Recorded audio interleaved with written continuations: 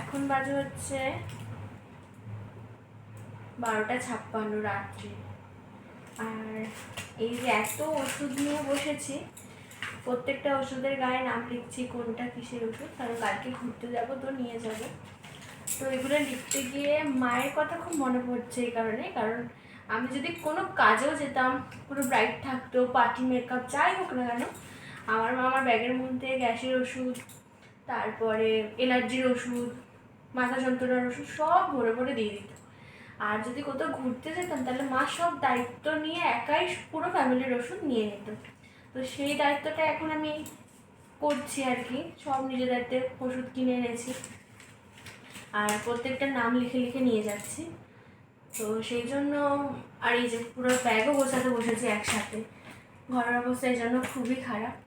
তাই আমার মনে হলো এটাই যে শাখা পলা পড়লে মেয়েরা শুধু যে মায়ের মতো দেখতে লাগে তা না, মেয়েরা মায়েদের মতো দায়িত্বও শিখে যায়, তাই না?